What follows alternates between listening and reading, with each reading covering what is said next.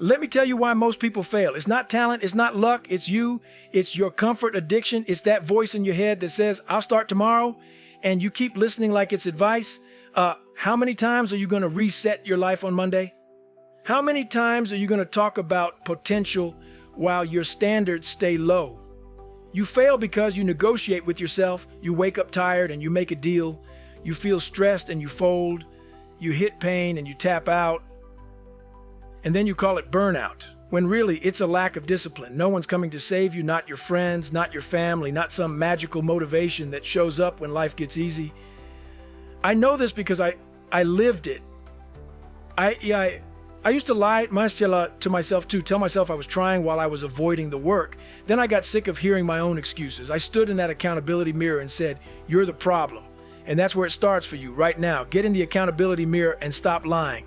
I'm not talking about some cute little self-help moment where you light a candle and journal your feelings. I'm talking about you standing face to face with the these ugliest truth you've been avoiding and finally admitting I did this, because that's where most people lose, right there. You'd rather blame your boss, your parents, your past, your stress, your mental state, your bad day, your bad week, your bad year. You keep pointing outward because it protects your ego. And the ego is the softest thing you own. It will ruin your whole life if you let it. Look, you want to know why you're still stuck? Because you keep telling yourself a story that makes you the victim, and victims don't win.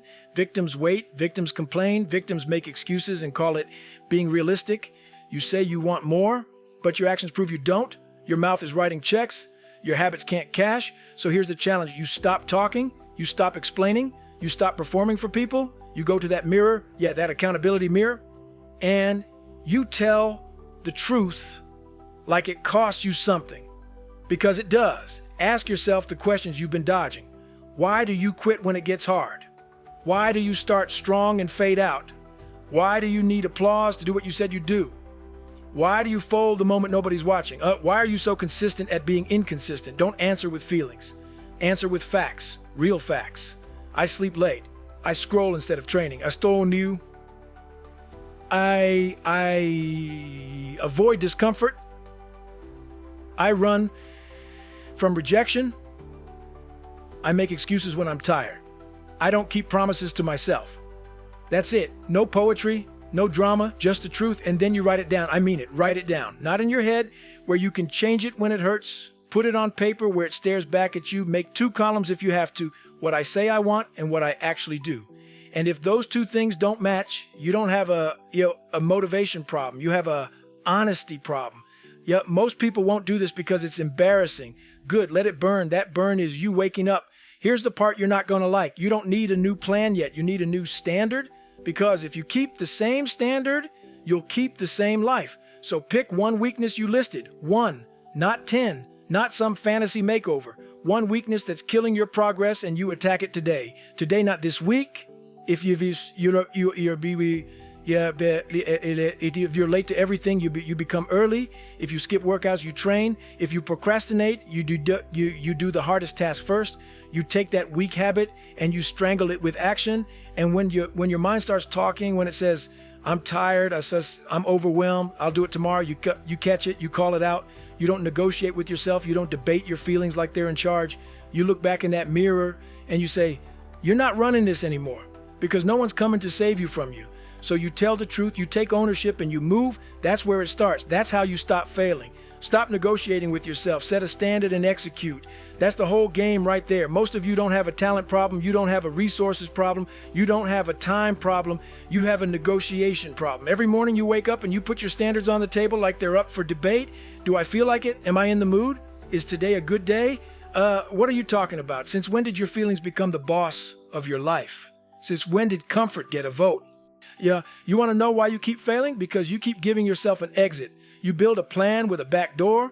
You set goals with fine print. You promise yourself, I'll work out, but it's really, I'll work out if I sleep well. You say, I'll study, but it's really, I'll study if I'm not stressed. You say, I'll grind, but it's really, I'll grind if it's convenient.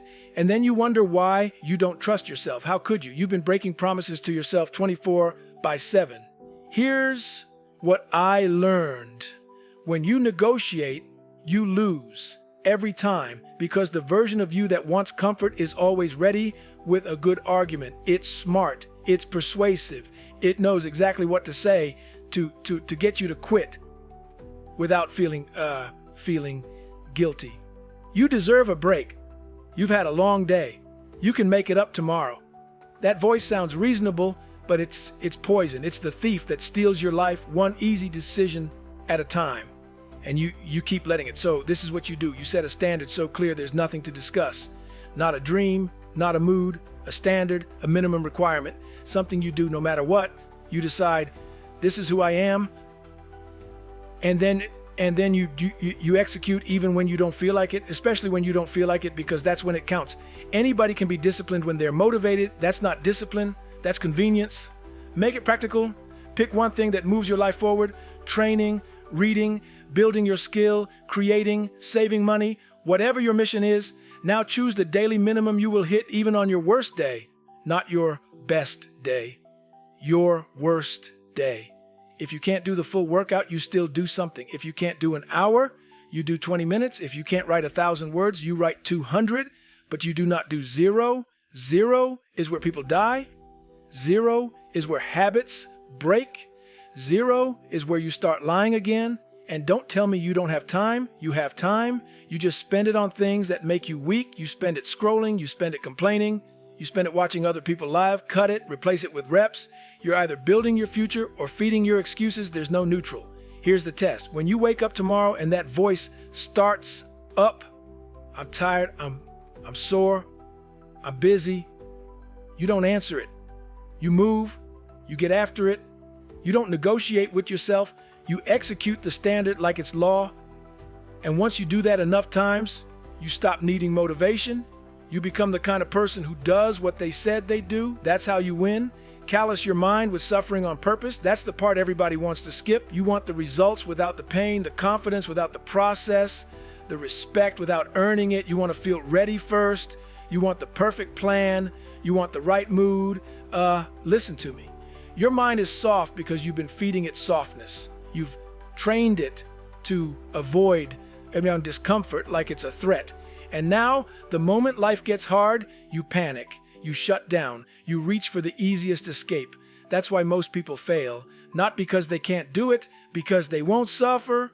You don't build mental toughness by watching videos. You don't build it by talking about mindset. You build it the old way, by doing hard things when you don't want to, by choosing discomfort on purpose. Because if you don't choose it, life will choose it for you. And when life chooses it, it hits harder. So you get ahead of it. You train for suffering the same way you train for anything else. Reps, day after day, no drama, just work. Here's the framework. Every single day you pick one thing that sucks and you do it. One thing that makes you uncomfortable. Not because it's fun, not because it's inspiring, because it's necessary. Maybe it's getting up earlier than you want. Maybe it's running when you're tired. Maybe it's going to the gym when your body is screaming. Maybe it's turning off the phone and doing deep work when your brain wants distraction. Maybe it's making the call you've been avoiding, telling the truth you've been dodging, having the conversation you keep delaying. The specifics don't matter as much as the principle. You do the thing you keep running from. That's how you callus your mind. Because a callus isn't soft. A callus is built by friction, by pressure, by repeated exposure. You don't get one by thinking about it. You get one by rubbing against the hard edge until you stop flinching. That's what you're missing. You flinch too fast. You feel discomfort and you quit. You feel boredom and you quit. You feel fear and you quit. And then you call it not aligned or protecting your energy. No, you're protecting your weakness. You're staying fragile on purpose. I'm telling you right now, your comfort is killing you. It's making you weak. It's making you anxious. It's making you dependent on motivation. And motivation is unreliable. It shows up when it wants to. Discipline shows up when you demand it. So you start demanding it by putting yourself in controlled suffering daily. That's the gym for your mind. And don't make it complicated. Keep score, track it, write down what you did that was hard today. Not to brag, to build proof that you can do hard. Because when the big storms come, and they will, you won't be shocked by pain. You won't be surprised by pressure. You'll have already trained for it. You'll know what it feels like to keep moving while your mind is screaming to stop. So tomorrow, don't look for an easy day. Look for an opportunity to suffer with purpose. You do that long enough, you stop being breakable, stay hard, use the cookie jar, stack receipts until doubt shuts up. Because let's be honest, you've got that voice in your head that talks crazy to you. It tells you you're not good enough, not strong enough, not built for it. It whispers when you're tired, it screams when you're hurting, and it gets loud when the work is about to cost you something.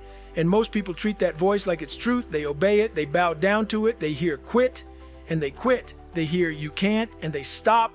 And that's why they stay average. Here's what I had to learn the hard way. Your mind is a liar when it's uncomfortable.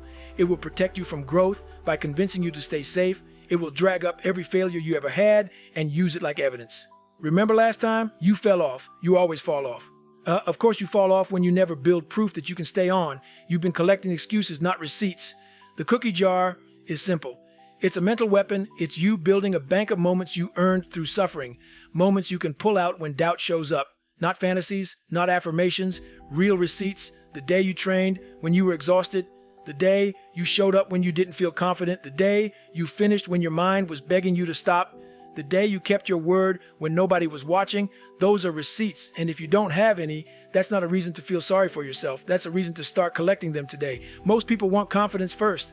They want to feel ready before they move. That's backwards. Confidence is a byproduct. It's the smoke that comes from the fire. The fire is the work. You want belief? Earn it. You want self-respect? Earn it. You want to silence the voice? Stack enough proof that it runs out of arguments because that voice is logical in a twisted way. It only respects evidence. When you keep quitting, you teach your brain you're a quitter. When you keep showing up, you teach your brain you're dangerous. You become the person who cannot be talked out of the mission. So here's the framework, and it's practical. Every time you do something hard, you record it. I don't care if it's a note on your phone, a journal, a sticky note on the wall, somewhere you can see it. One line, date, what you did. Trained, even though I didn't sleep. Studied 1 hour when I wanted to scroll. Finished the run when my legs were dead. Made the call I was afraid to make. Keep it honest. Keep it raw. Keep it real. You're building a weapon rack. Then when doubt hits, and it will hit, you don't sit there and debate with it like it's your therapist. You don't negotiate. You open that cookie jar. You reach in and you pull out receipts and you remind yourself, I've done worse than this. You remind yourself, I don't quit. You remind yourself, yeah, I keep my word. And you move. Because the goal isn't to feel fearless. The goal is to act while the fear is talking. The goal isn't to eliminate pain. The goal is to perform through it. And don't wait for big moments. The cookie jar is built in the small moments, the early alarm, the extra rep, the hard conversation, the choice to do the right thing when nobody will clap for you. That's where you stack your receipts. So start collecting every day, because once you have proof, doubt doesn't disappear, but it loses, and you keep going. Carry the boats. Take ownership when it's heavy and unfair. This is where the real separation happens, because everybody wants to be a beast when things are smooth. Everybody wants to talk about discipline when the bills are paid, when the body feels good, when the plan is working, when people are cheering. But what about when it's ugly? What about when it's unfair? What about when life stacks the weight on your back and then laughs because it knows most of you are about to fold? That's the moment. That's where you find out if you're built for this or if you've just been talking. Most people fail because the moment the burden gets heavy, they start looking around for help. They start searching for sympathy. They start asking, why me?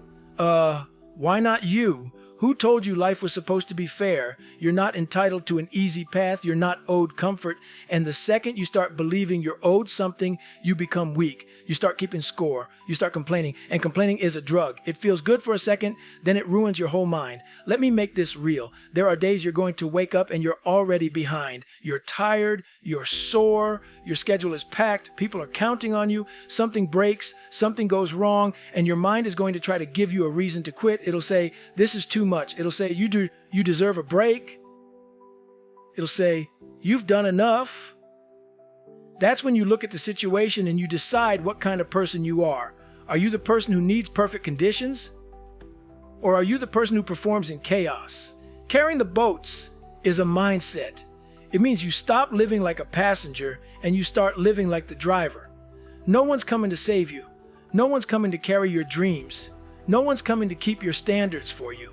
So you carry it, even when it's uncomfortable, even when it's unfair, even when you feel alone, because being alone is part of greatness. People love the idea of being uncommon until they realize it means most people won't understand you, won't support you, and won't join you. Good. That's why it's rare. And don't misunderstand me. Carrying the boats isn't about doing everything perfectly. It's about refusing to quit when the load is crushing you. It's about taking ownership of the outcome even when the circumstances are garbage. It's you saying, I don't care what happened, I'm still responsible. That's extreme ownership. That's grown-up behavior. That's a warrior mindset. You stop blaming your past. You stop blaming your mood. You stop blaming other people's opinions. You take that weight and you move. So here's the actionable challenge. When something goes wrong today, don't react like a victim. Don't complain. Don't make a post. Don't call somebody to vent for an hour. Ask one question. What can I do right now? Then do it. One step, then another. You're not thinking your way out of this. You're working your way out of this. And when it gets really heavy, when you feel like you're at the edge, you ask yourself the question that changes everything. Who's going to carry the boats? And you don't wait for an answer from the world. You answer it with action. You pick it up. You keep moving. You stay hard. You've heard the truth now. No more pretending. No more hiding behind tomorrow. No more talking like you want it while living like you don't. You know exactly why most people fail. They fail because they choose comfort over standards, feelings over discipline, excuses over ownership. And if you keep doing what you've been doing, you already know where that road ends. Same problems, same regrets, same story you keep repeating. So here's your moment. This is where you decide if you're done lying to yourself. You get in that accountability mirror and you own it. You stop negotiating and you execute the standard. You callous your mind by suffering on purpose. You build that cookie jar with real receipts, not dreams. And when life gets heavy, and it will, you carry the boats anyway. Don't wait to feel ready. Don't wait to feel confident. Move first. Earn it. Prove it. The world doesn't care what you meant to do. It only respects what you do when it's hard, when nobody's watching, when you're tired and you still show up. That's where you become different. That's where you become dangerous. Now go get after it. Stay hard. Good luck and thank you.